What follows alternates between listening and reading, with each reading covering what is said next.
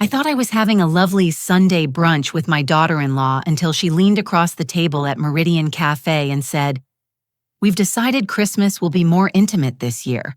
We'll celebrate without you."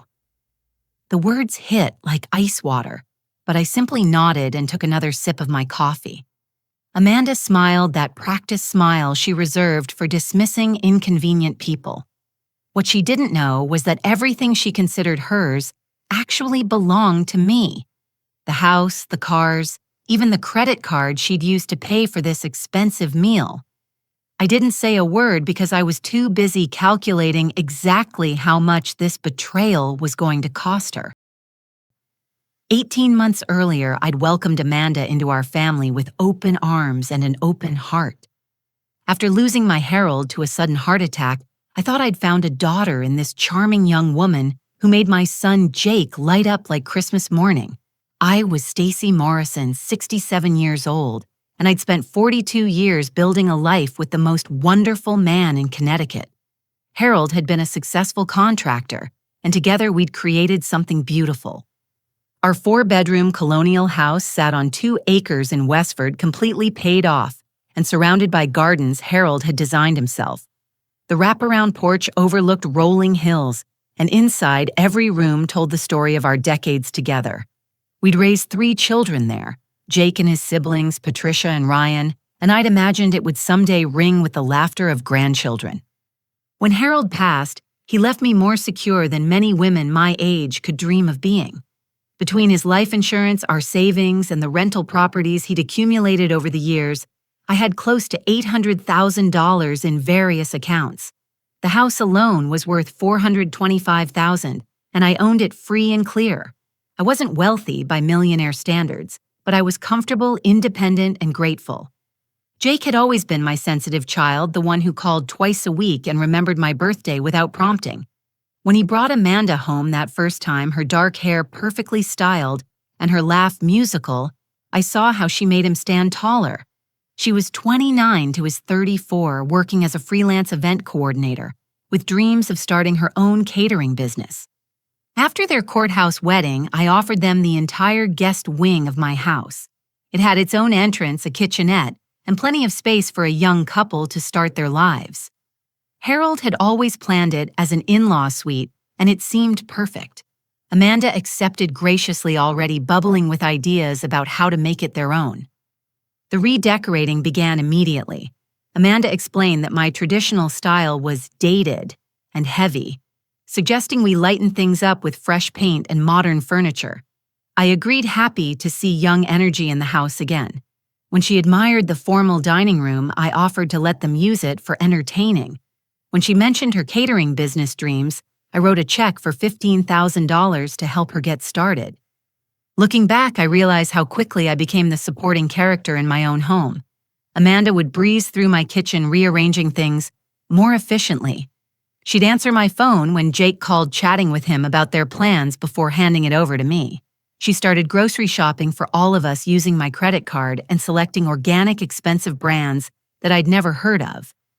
I covered their car payments because Amanda's Lexus lease was essential for her business image.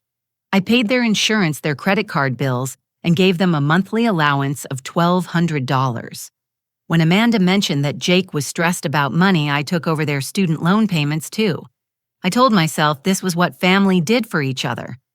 Amanda had a talent for making suggestions that sounded helpful, but gradually isolated me from decisions about my own life. She'd volunteer to handle appointments because I had so much to manage. She'd screen my calls because she didn't want me bothered by solicitors. She even started corresponding with my financial advisor, claiming she was helping me stay organized. Everything changed the day I found the recorder. I was dusting the living room, something Amanda had suggested I stop doing because cleaning services are so affordable now. But I'd been cleaning my own house for 45 years, and it kept me connected to Harold's memory. As I lifted the decorative bowl from the coffee table, I noticed something small and black underneath. It looked like a button, but when I picked it up, I realized it was a tiny recording device.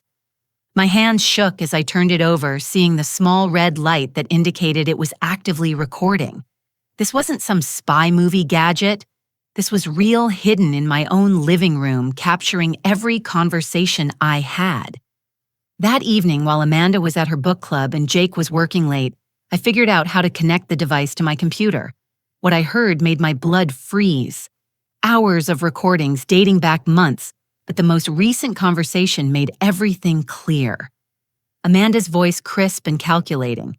Keep agreeing with me that she's losing her memory. The more examples we document, the stronger our case becomes. Jake's voice reluctant but compliant. I don't like lying about Mom. She seems fine to me. She hides it well, but I've noticed so many signs. Yesterday, she asked me the same question twice. Last week, she couldn't remember where she put her reading glasses. These episodes are getting worse. Are you sure about this, Amanda? What if we're wrong? Trust me, Jake, I've researched this extensively. Early-stage dementia presents exactly like this. We need to establish a pattern now before she does something dangerous. Imagine if she left the stove on or forgot to lock the doors. We have a responsibility to protect her even if she doesn't understand. The recording continued with Amanda coaching Jake on what to say to doctors, how to document my confusion, and why it was crucial to act quickly. She'd been systematically building a case that I was mentally incompetent, creating evidence where none existed, and manipulating my own son into believing I needed supervision. I sat in Harold's office until dawn, listening to conversation after conversation, where Amanda painted me as a declining old woman who needed to be managed. She'd recorded me asking normal questions, taken pictures of perfectly ordinary situations, and twisted them into evidence of cognitive decline. But the final recording was the most chilling. Amanda's voice again, but this time on the phone with someone else. Yes, I understand the process for obtaining power of attorney. How long does it typically take once we have the doctor's evaluation? I realized that every helpful suggestion, every concerned look, every time she'd move my things and then acted worried when I couldn't find them, had been part of an elaborate plan to take control of my life and my assets. As the sun rose over the hills Harold had loved, I made a decision. Amanda wanted to play games with a confused old woman, but she'd made one crucial mistake. I wasn't confused at all. Once I understood Amanda's strategy, I began recognizing the psychological warfare that had been happening right under my nose. Every day brought new examples of her calculated manipulation, and I documented each one while pretending to remain oblivious. Amanda had perfected the art of moving my belongings and then expressing concern when I couldn't find them. My reading glasses would disappear from the kitchen counter where I always left them, only to reappear in the bathroom medicine cabinet. When I mentioned looking for them, Amanda would furrow her brow with worry. You put them in such an odd place, Stacy. Are you sure you remember doing that? Jake started questioning my ability to handle finances after Amanda planted seeds of doubt. During dinner conversations, she'd casually mention bills that needed attention or investments that required careful consideration. When I demonstrated that I understood my financial situation perfectly well, she'd exchange meaningful looks with Jake and change the subject. The appointment scheduling became another weapon in her arsenal. Amanda volunteered to manage my calendar, claiming it would reduce my stress. Then she'd schedule doctor visits without telling me until the morning of the appointment. When I'd express confusion about the timing, she'd adopt that patient tone, reserved for the very young or very old. We discussed this last week. Remember, Dr. Phillips specifically wanted to see you before your prescription ran out. I discovered that Amanda had been tampering with my medication bottles. Pills would go missing randomly, not enough to affect my health, but enough to create confusion when I counted them. She'd find me checking the bottles and ask with feigned concern, "Is everything all right? You seem worried about something." Amanda's treatment of me during social gatherings was particularly cruel. She'd invite her wealthy friends over for elaborate dinner parties, treating my home like her personal showcase. During these events, I became invisible, except when she needed me to fetch something or answer questions about the house's history. To her guests, she'd make comments about poor Stacy's declining memory while I stood right there. I overheard her telling my neighbor, Mrs. Henderson, "I worry about leaving Stacy alone too much. She gets confused about whether she's taken her medication and last week I found she'd left the front door unlocked all night. Mrs. Henderson, who'd known me for 20 years, looked genuinely concerned and promised to keep an eye on things. The mail situation became increasingly obvious once I knew what to look for. Important financial documents would disappear from my stack of correspondence, only to reappear days later in different locations. Amanda claimed the Postal Service was unreliable lately and offered to collect my mail each day to make sure nothing important got lost. My longtime friends stopped calling after Amanda began answering my phone with explanations about my bad days. She'd tell them I was resting or feeling overwhelmed, suggesting they try again in a few weeks. When I'd ask why certain friends hadn't called lately, Amanda would look sympathetic and say, "People don't always know how to handle these situations, Stacy. It's not personal." The phone calls I did receive were monitored carefully. Amanda would hover nearby, listening to my conversations, and later asking detailed questions about what had been discussed. If I mentioned any confusion about these interrogations, she'd frame it as loving concern for my well-being. But the most devastating discovery came when I decided to search Amanda's personal belongings while she was at yoga class. Hidden in her designer purse, I found appointment cards that made my heart stop. Dr. Margaret Thornfield, elder care attorney, with a consultation scheduled for the following Tuesday. The appointment card had notes written in Amanda's careful handwriting: memory loss episodes increasing, confusion about medications, needs supervision for safety. Underneath the appointment card, I found partially filled legal documents, a petition for guardianship with detailed descriptions of my supposed mental decline. Amanda had been documenting fabricated incidents for months, creating a paper trail that painted me as someone who could no longer manage her own affairs. The medical evaluation she'd scheduled wasn't with my regular doctor. Dr. Rachel Santos specialized in geriatric psychiatry and cognitive assessments. According to the paperwork, Amanda had already spoken with Dr. Santos about my concerning symptoms and the family's growing worry about safety issues. I photographed everything with my phone, my hands trembling as I realized how close Amanda had come to stealing my independence completely. The legal documents required only a few more signatures and a doctor's evaluation to strip away my right to make decisions about my own life. That evening at dinner, Amanda mentioned that I seemed more forgetful lately and suggested it might be time to get some professional guidance about managing my daily routine. Jake nodded along his face, full of what I now recognized as rehearsed concern. I smiled and agreed that professional guidance might be helpful, all while planning my own strategy. Amanda thought she was dealing with a confused old woman who could be manipulated and discarded. She had no idea that I was now playing my own game with stakes much higher than she could imagine. The next morning, I drove to First National Trust, where I'd banked for 30 years. Susan Walsh, the head teller who'd processed my deposit since she was fresh out of college, greeted me with an expression I'd never seen before. Instead of her usual warm smile, she looked nervous, almost guilty. "Mrs. Morrison," she said, glancing around the bank lobby, "how can I help you today?" I requested copies of all my account statements for the past year, something I'd never needed to do before because I reviewed them monthly online. Susan hesitated, typing something into her computer that took longer than usual. "Is there a problem?" I asked. No problem at all. It's just that Mrs. Amanda Morrison was here last week asking about these same statements. She mentioned you'd been having some difficulty keeping track of your finances." My stomach dropped. Amanda had been here in my bank discussing my private financial information. "What exactly did she tell you?"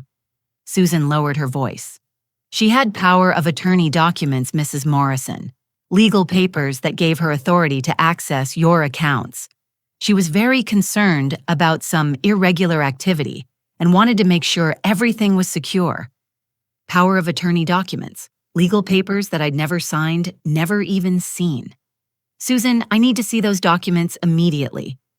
20 minutes later, I sat in the bank manager's office staring at my own forged signature on papers that gave Amanda complete control over my financial life. The signature was good, almost perfect, but I could see subtle differences in the way I formed certain letters. Amanda had practiced extensively. The account statements revealed a pattern of theft that made me dizzy. Over the past 6 months, there had been multiple large withdrawals that I'd never authorized. $15,000 in March, supposedly for home maintenance. $22,000 in April for medical expenses. $13,000 in May for family emergency assistance. Bank security footage showed Amanda at the teller window confidently presenting identification and explaining that she was managing my accounts due to my increasing confusion about financial matters. The teller's people who'd known me for decades had accepted her story without question. But the money trail revealed Amanda's true priorities. Instead of home maintenance or medical expenses, she'd spent my money on luxury handbags from designer boutiques, weekly spa treatments at the most expensive salon in town, and jewelry that cost more than most people's car payments. She'd bought a new wardrobe, paid for cosmetic procedures, and funded a lifestyle that her event planning income could never support. The bank manager, Thomas Bradley, looked genuinely apologetic as he explained how Amanda had convinced him of my deteriorating mental state. She was very persuasive, Mrs. Morrison. She mentioned episodes where you'd forgotten conversations, confusion about dates, and concerns about your ability to manage complex financial decisions. When she presented the power of attorney, everything appeared legitimate. Jake's signature appeared as a witness on several documents confirming that he'd been complicit in this fraud. Seeing my son's name attached to papers that stole from his own mother felt like a physical blow. The investigation continued at Westford Community Credit Union, where I discovered Amanda had applied for credit cards in my name. Using forged documents and fake references, she'd obtained 3 high-limit cards and maxed them out immediately. The bills had been sent to a post office box I'd never authorized, keeping me completely unaware of the debt being accumulated in my name. Most devastating of all was the discovery that my mortgage-free house now carried a secret equity loan. Amanda had somehow convinced Patriot Home Lending that I needed to borrow against my property for emergency family medical expenses. $47,000 had been withdrawn from my home's equity money that Amanda had used to fund her increasingly extravagant lifestyle. The loan officer, Jennifer Cruz, remembered the transaction clearly. Your daughter-in-law was very emotional about the family situation. She explained that you were too proud to ask for help directly, but that the medical bills were overwhelming your savings. She had all the proper documentation. More forged signatures, more fabricated stories about my supposed mental decline, more professionals who'd accepted Amanda's lies without verifying them with me directly. At my investment firm, Wellington Asset Management, I learned that Amanda had attempted to change the beneficiaries on my retirement accounts. She told my advisor, David Park, that I wanted to simplify my estate planning and ensure that Jake received everything directly rather than going through probate. She mentioned you were becoming anxious about complex financial arrangements, David explained, but something felt off about the request, so I insisted on speaking with you directly before making any changes. When I called your house, she said you were having a difficult day and couldn't come to the phone. David's caution had prevented Amanda from stealing my retirement savings, but only barely. She'd been one conversation away from redirecting my entire nest egg into accounts she could access. The final piece of evidence came from Westford Savings Bank, where I'd kept a small emergency account that Harold had established years ago. Amanda had discovered this account and systematically drained it over several months using forged withdrawal slips and false identification. As I drove home with boxes full of financial documents and evidence, I calculated the total damage. Amanda had stolen $68,000 outright, obtained $47,000 through fraudulent loans, and racked up $31,000 in credit card debt using my identity. She'd attempted to steal my retirement accounts worth over $200,000 and had tried to position herself as the sole beneficiary of my estate. But more than the money, she'd stolen my trust, my peace of mind, and my relationship with my son. She'd turned Jake into an accomplice and convinced an entire community that I was losing my mind. That evening, as Amanda cheerfully described her day of errands and appointments, I watched her with new eyes. This woman who sat at my dinner table wearing jewelry bought with my stolen money was a predator who'd identified me as easy prey. She had no idea that her easy prey was about to become her worst nightmare. The brunch meeting at Meridian Cafe wasn't accidental. Amanda had chosen her favorite restaurant, the one with white tablecloths and servers who knew her by name, because she wanted the perfect backdrop for what she considered her moment of triumph. She arrived 45 minutes late, breezing through the entrance with her new Chanel purse, swinging from her shoulder, the one I now knew had cost $3,000 of my money. I'd been sitting alone at our reserved table watching other families enjoy their Sunday meals while I prepared for what I suspected would be a pivotal conversation. When Amanda finally approached, she didn't apologize for her tardiness. Instead, she claimed she'd been handling important business calls that couldn't wait. She ordered without looking at the menu, requesting the lobster benedict, the seasonal fruit plate, and a glass of their most expensive champagne. Everything charged naturally to my credit card, the one she'd added her name to months ago for convenience.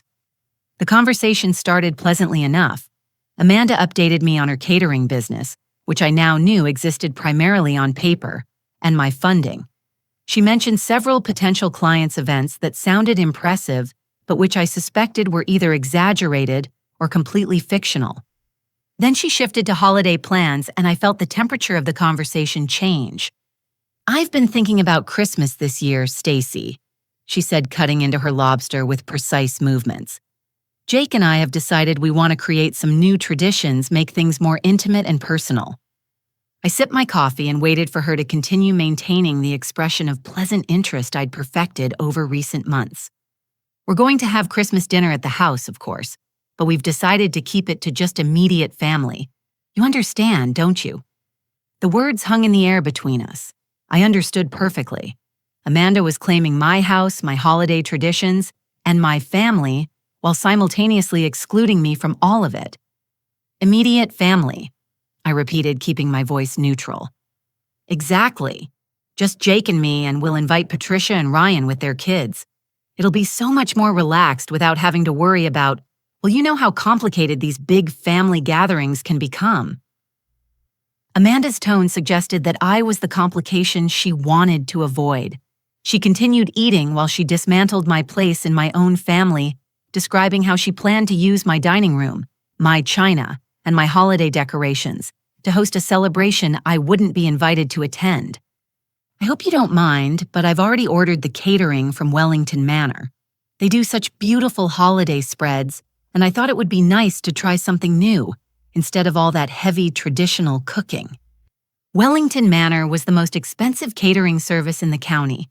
I could only imagine what that beautiful holiday spread would cost, especially since she planned to charge it to my accounts. "And of course, we'll handle all the gifts this year.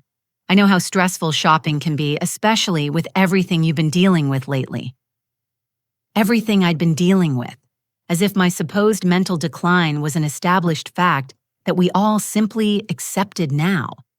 Amanda's phone buzzed repeatedly during her monologue, and I caught glimpses of text messages that made her plans even more clear. Patricia had responded to an invitation. "Can't wait to see Mom's house decorated for Christmas again. Should we bring wine like always?" Ryan's message was equally telling. "Thanks for organizing everything, Amanda. It'll be nice to have a family celebration without any drama." Without any drama, meaning without me.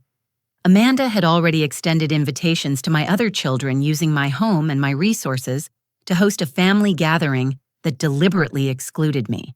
She'd positioned herself as the thoughtful daughter-in-law who was protecting the family from my disruptive presence. "I'm sure you'll enjoy having a quiet Christmas for once," she continued. "No cooking, no cleaning, no pressure to entertain. You can just relax, and maybe we'll bring you a plate afterward." A plate afterward. Like I was a neighbor they might remember to include if there were leftovers. As Amanda detailed her plans, I maintained perfect composure while my mind raced through calculations. She expected me to fund this elaborate celebration while being excluded from it. She planned to give gifts purchased with my money to my own children, taking credit for my generosity. She would host Christmas dinner in my dining room, using my china and my silverware, while I sat alone in another part of my own house. But most telling of all was how confident she seemed about my compliance. Amanda genuinely believed that I would accept this arrangement without resistance. She'd spent months conditioning me to defer to her judgment, and she assumed that pattern would continue indefinitely. You do understand, don't you, Stacy? It's really better this way for everyone. I looked across the table at this woman who'd infiltrated my family, stolen my money, and now planned to erase me from my own life. She sat there in her designer clothes paid for with my stolen funds, calmly explaining how she intended to complete my destruction. Of course I understand, Amanda, I said, my voice steady and warm. It sounds like you've thought of everything. Her smile was radiant with relief and triumph. She'd expected resistance argument or tears. My easy acceptance confirmed her belief that I was either too confused or too broken to fight back. I'm so glad you're being reasonable about this, she said, reaching across to pat my hand with false affection. I know it's hard, but sometimes we have to make difficult decisions for the good of the family.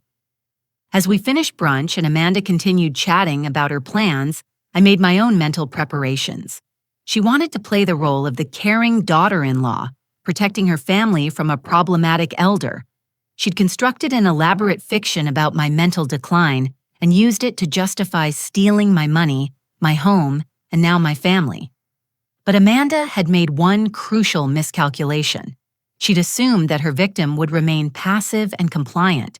She'd never considered what might happen if that confused old woman turned out to be thinking more clearly than anyone suspected. The Christmas celebration she was planning would indeed be memorable, just not in the way she expected. I returned home from brunch with a performance that deserved an award. As Amanda bustled around the house making phone calls about catering arrangements and guest lists, I played the role of the defeated mother-in-law who'd accepted her exile with resignation.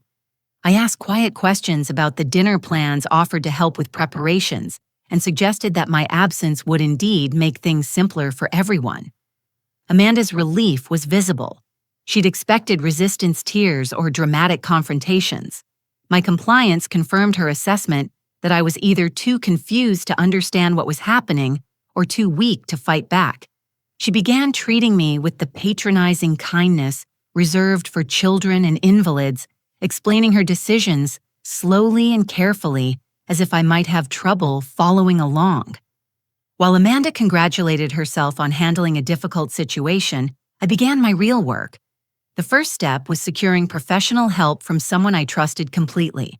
Detective Carl Morrison had worked with Harold on several construction projects involving insurance investigations, and I'd known him and his wife, Nancy, for 15 years. Carl had retired from the Westford Police Department, but still consulted on fraud cases. I called him from Harold's workshop where Amanda never ventured because it reminded her too much of the past. Carl listened without interruption as I described the financial theft, forged documents, and psychological manipulation. His response was immediate and reassuring. Stacy, what you're describing is textbook elder fraud. We're going to document every piece of evidence and build a case that'll hold up in court. But you need to be careful. If Amanda suspects you're investigating, she might accelerate her timeline or try to have you declared incompetent immediately. Carl's advice was methodical and thorough. I needed to photograph all forged documents before Amanda could destroy them. I had to secure copies of every financial record showing unauthorized transactions. Most importantly, I needed to gather evidence without alerting Amanda to my knowledge of her crimes. The hidden security cameras were Carl's suggestion, and installing them became my secret project. While Amanda attended her yoga classes and shopping expeditions, I positioned tiny wireless cameras throughout the house. One in the kitchen overlooked the area where I'd found the original recording device. Another in Harold's office captured anyone who might search through my financial documents.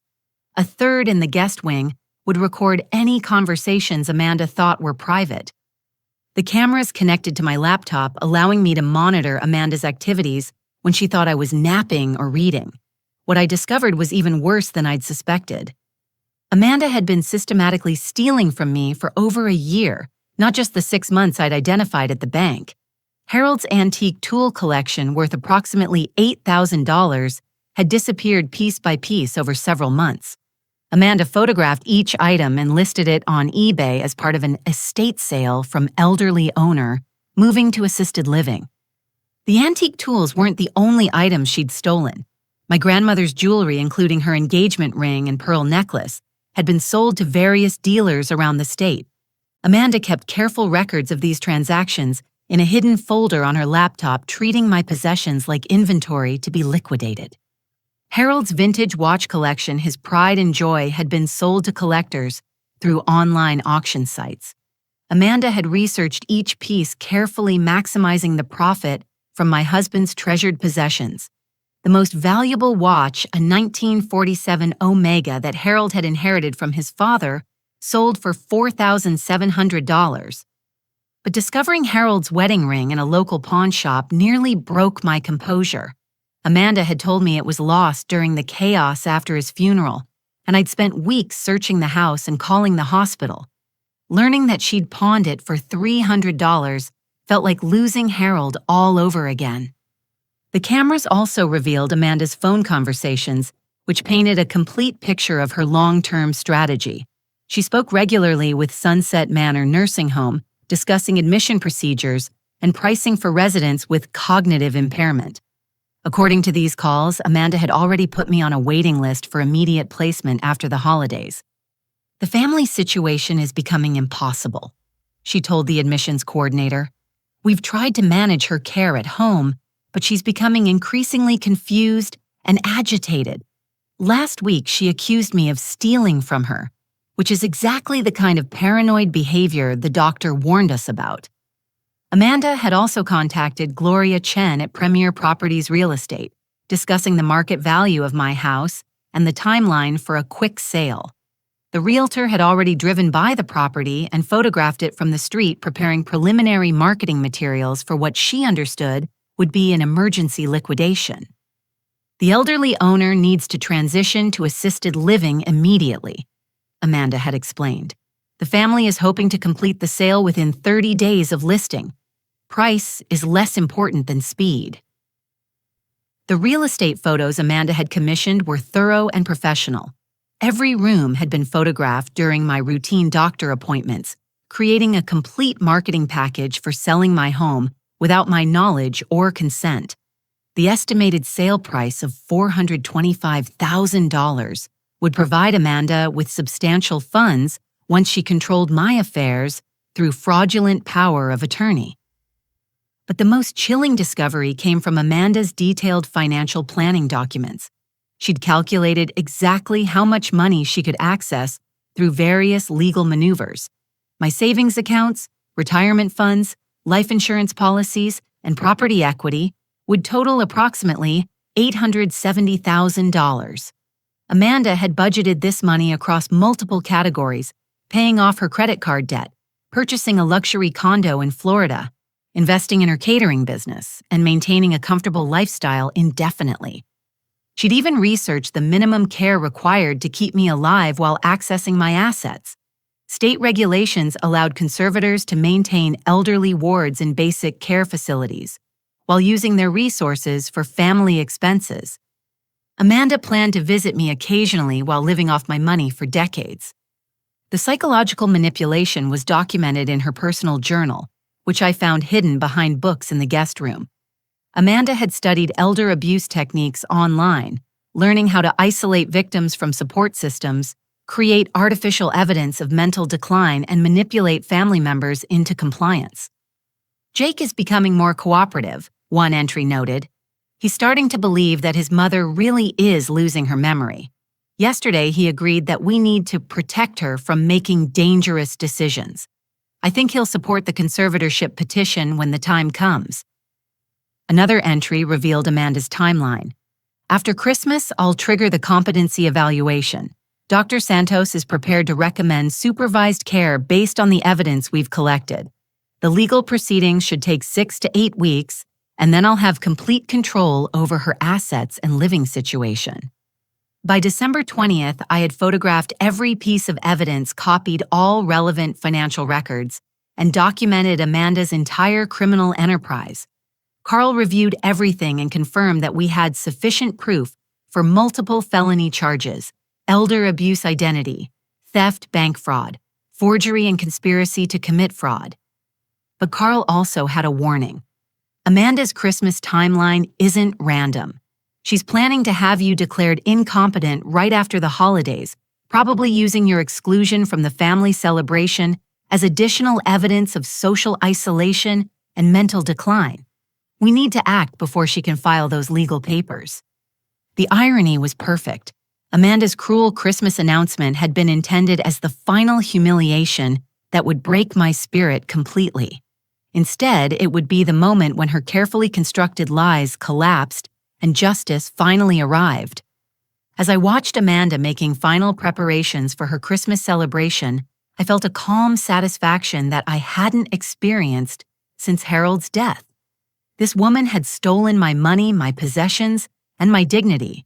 She'd turned my son against me and planned to erase me from my own life.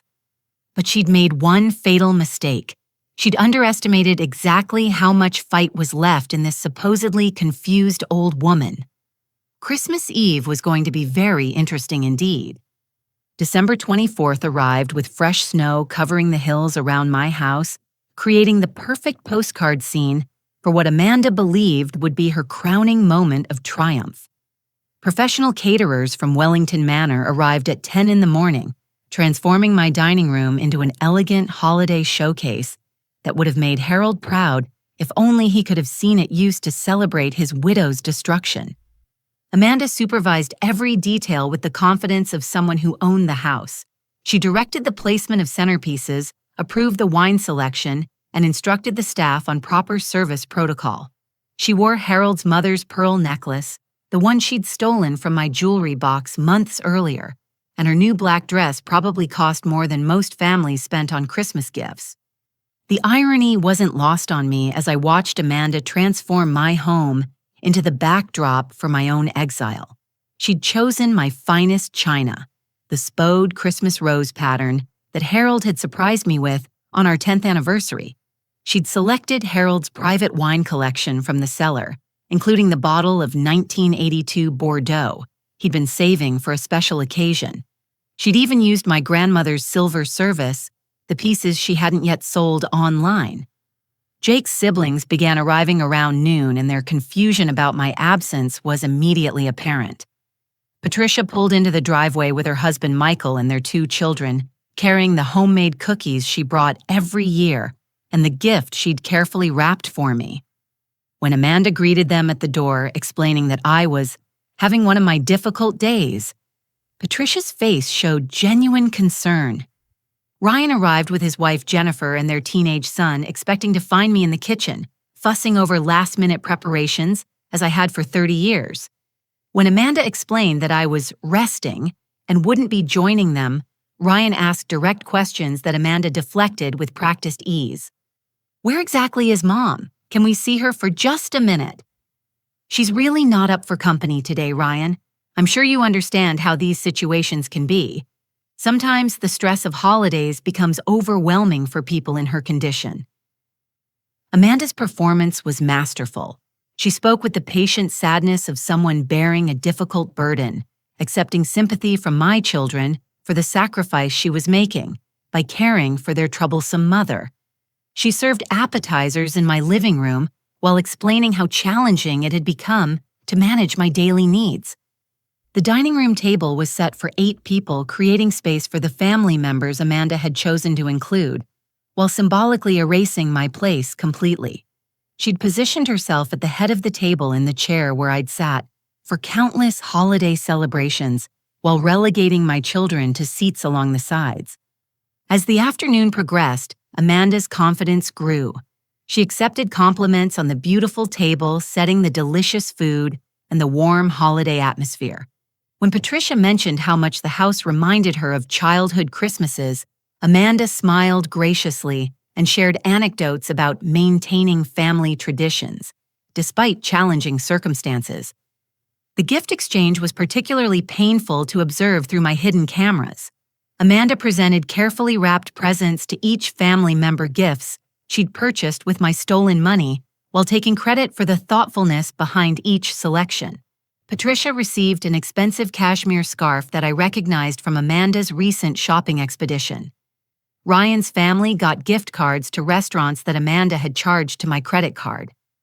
But the most devastating moment came when Amanda presented the children with savings bonds from Grandma Stacy, explaining that I'd asked her to handle my gift giving because I was finding it difficult to manage these things myself.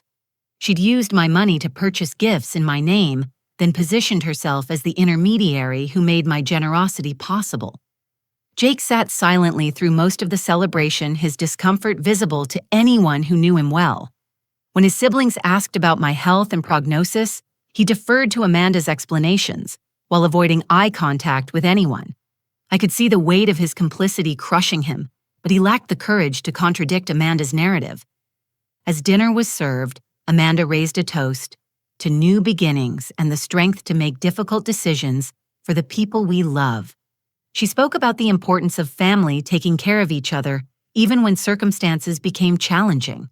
Her words painted a picture of noble sacrifice rather than calculated theft. The conversation during dinner revealed how thoroughly Amanda had poisoned my relationships with my children. Patricia mentioned that she'd stopped calling as frequently because Amanda had told her I was easily agitated by unexpected phone calls. Ryan admitted that he'd been avoiding visits because he'd been led to believe that my condition was rapidly deteriorating. Amanda's been so helpful in keeping us updated, Patricia said. I don't know what we would have done without her guidance during this difficult time.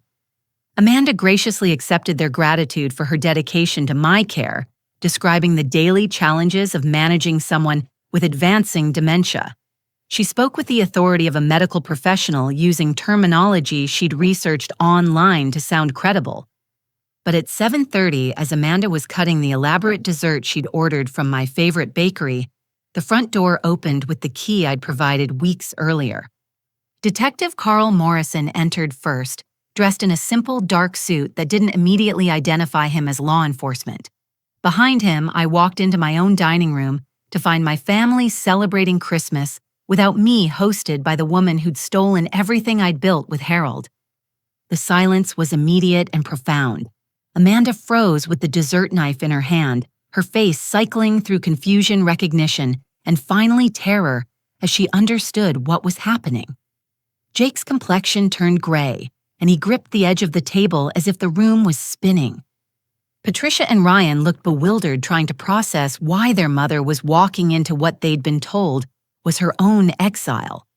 Their children stared with the innocent curiosity of young people watching adult drama they couldn't comprehend. I apologize for interrupting your celebration, I said, my voice carrying clearly through my own dining room. But there seems to have been some confusion about whose house this is. Carl stepped forward, his presence finally registering as official. Ladies and gentlemen, I'm Detective Carl Morrison with the Connecticut State Police Financial Crimes Unit. We're here to discuss some irregularities in Mrs. Morrison's financial accounts. Amanda's face had gone completely white, but she attempted to maintain her performance. Stacy, you seem confused. We discussed this. Remember, you agreed that you needed rest today. I remember many things, Amanda, I replied, pulling out my phone and opening the audio recording app, including the conversation where you told Jake to keep agreeing that I was losing my memory. Would you like to hear it again?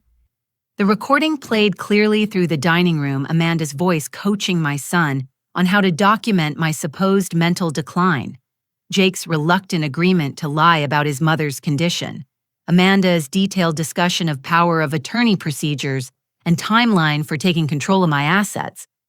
As the recording continued, Patricia and Ryan's faces transformed from confusion to horror.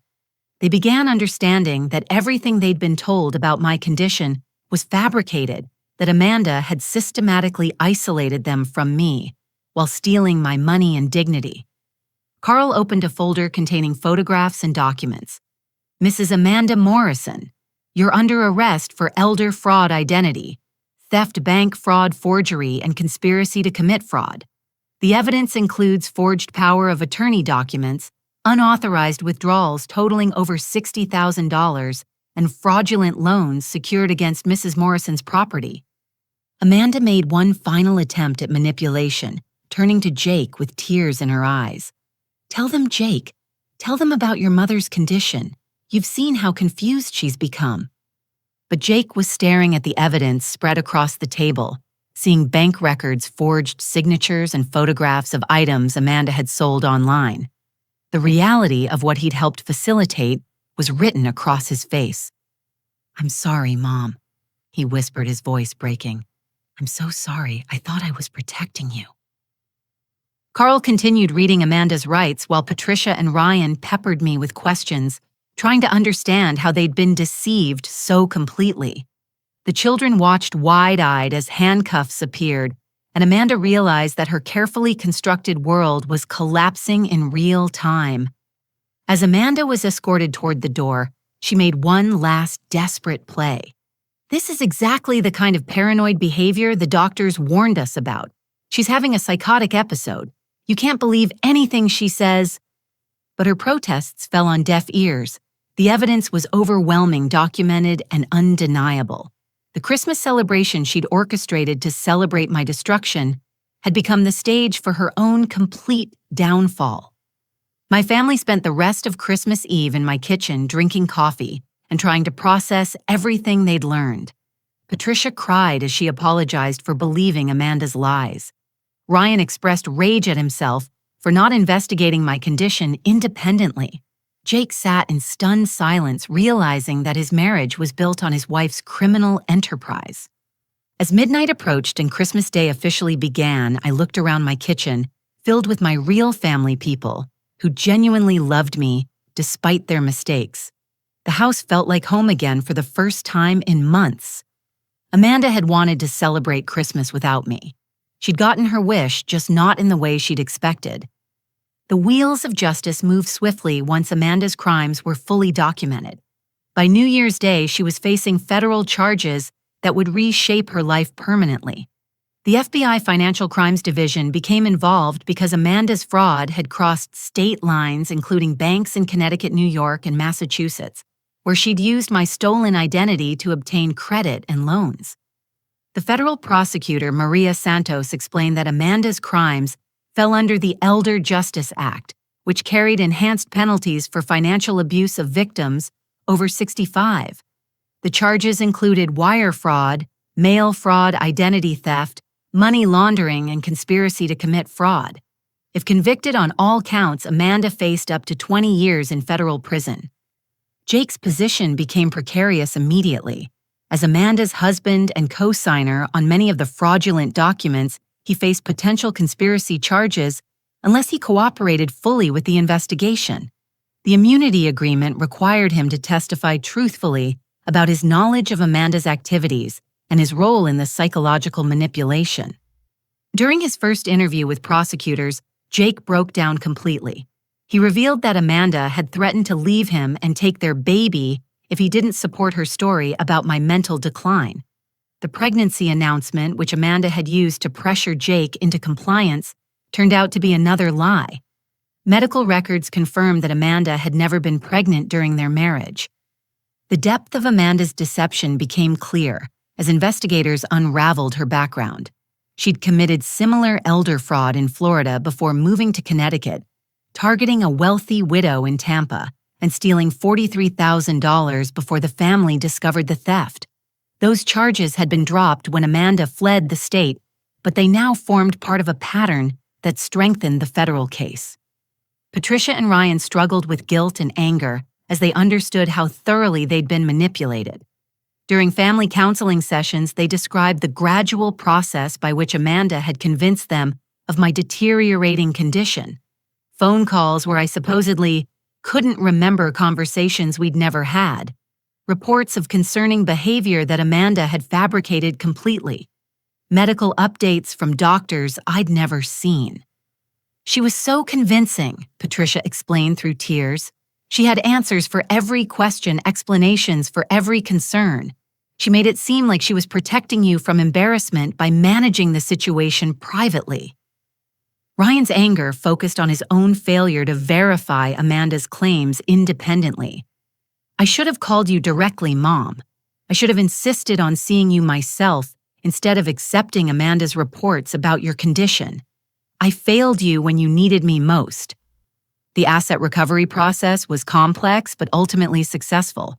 Amanda's luxury purchases were seized and liquidated, including jewelry handbags and clothing bought with my stolen money. The fraudulent loans were canceled due to forged signatures, and the banks accepted responsibility for failing to verify my authorization properly. My stolen antiques and Harold's possessions proved more challenging to recover. Many items had been sold to collectors or pawn shops, requiring individual negotiations and legal actions. Detective Morrison worked tirelessly to trace each piece, and we ultimately recovered about 70% of what Amanda had stolen, including Harold's father's Omega watch and my grandmother's pearl necklace. The wedding ring Harold had worn for 42 years was recovered from a pawn shop in Hartford, where Amanda had sold it for a fraction of its sentimental value. Holding it again brought Harold's presence back so vividly that I had to sit down until the emotion passed. Financial institutions paid substantial restitution for accepting forged documents without proper verification. First National Trust, where I'd banked for 30 years, accepted full responsibility for allowing Amanda to access my accounts with fraudulent power of attorney papers. Their settlement covered all stolen funds plus damages for the emotional distress of having my trusted relationships violated. Amanda's trial began in March, and the prosecution presented overwhelming evidence of her elaborate fraud scheme. The jury heard recordings of Amanda coaching Jake to lie about my condition. They saw bank surveillance footage of Amanda confidently withdrawing my money while claiming legal authority she'd forged. They examined the detailed financial records showing systematic theft over 18 months. Amanda's defense attorney attempted to portray her as a concerned daughter-in-law who'd made mistakes while trying to help a confused elderly woman. But the evidence of premeditation was too extensive. Amanda's personal journal entries describing her research into elder abuse techniques, her communications with nursing homes and real estate agents, her careful documentation of my assets, and her plans for accessing them. The most damaging testimony came from Dr. Michael Chen, a geriatrician who'd examined me at the court's request. His evaluation concluded that I showed no signs of cognitive impairment or dementia. My memory, reasoning ability, and decision-making capacity were all within normal ranges for my age. Amanda's claims about my mental decline were completely fabricated. Jake's testimony was painful but necessary. He described how Amanda had gradually convinced him that his mother was losing her mental faculties, how she'd coached him on what to say to support her narrative, and how she'd threatened to leave him if he didn't cooperate with her plans. His genuine remorse was evident, but it couldn't undo the damage his compliance had enabled. The jury deliberated for less than 4 hours before returning guilty verdicts on all charges.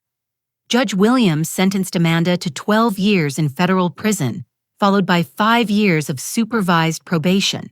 She was ordered to pay full restitution of $137,000 plus court costs and investigation expenses. But beyond the legal consequences, Amanda faced social and professional destruction. Her event planning business collapsed when clients learned about her criminal conviction. Her wealthy friends distanced themselves immediately, unwilling to associate with someone who'd committed such calculating elder abuse. She lost her social media presence, her professional reputation, and her freedom. Jake faced his own consequences, though less severe. He moved out of my house immediately after Amanda's arrest, finding a small apartment where he could begin rebuilding his life independently. Our relationship required extensive therapy to repair, but Jake's genuine remorse and commitment to making amends made reconciliation possible. The guest wing that Jake and Amanda had occupied became my art studio, a bright creative space where I could paint and work on projects Harold and I had always planned to explore together. Removing all traces of Amanda's presence was therapeutic, allowing me to reclaim my home completely. With my financial security restored and even enhanced through restitution settlements, I established the Harold Morrison Foundation for Elder Protection. The foundation provides resources to help elderly Americans recognize and report financial abuse funds, legal assistance for victims, and educates families about protecting vulnerable relatives from predators, like Amanda.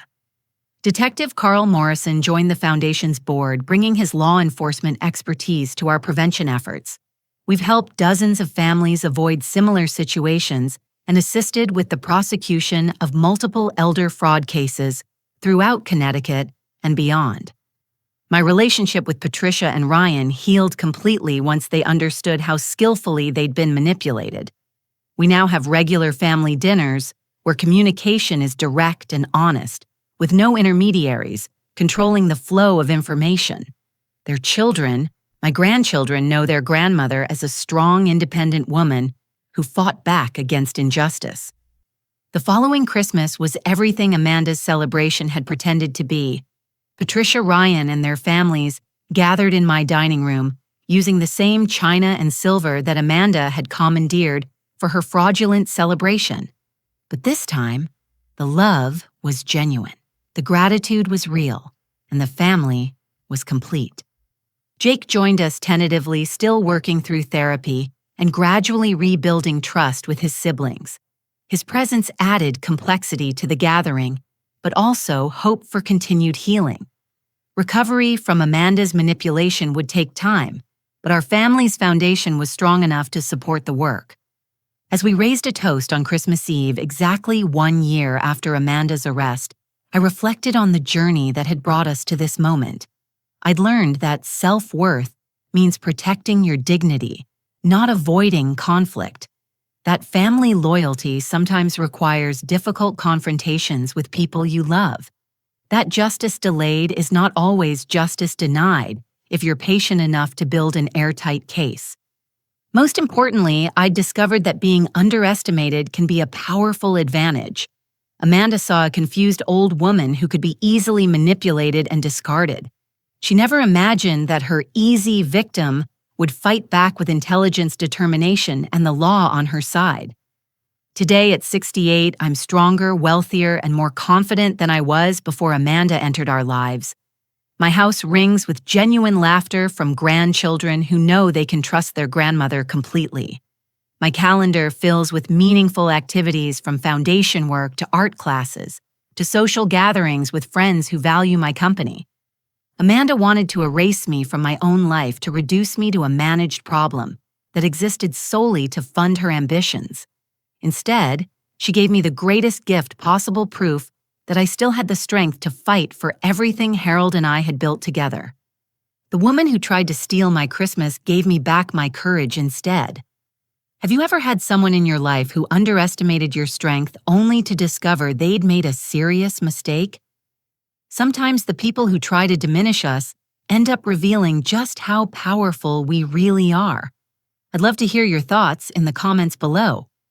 If this story resonated with you, please take a moment to like this video, subscribe to our channel for more stories of justice and resilience, and share it with anyone who might need a reminder that it's never too late to fight back against injustice.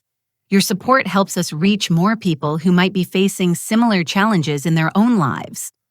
Thank you for joining me today, and remember, your worth is never determined by how others choose to treat you.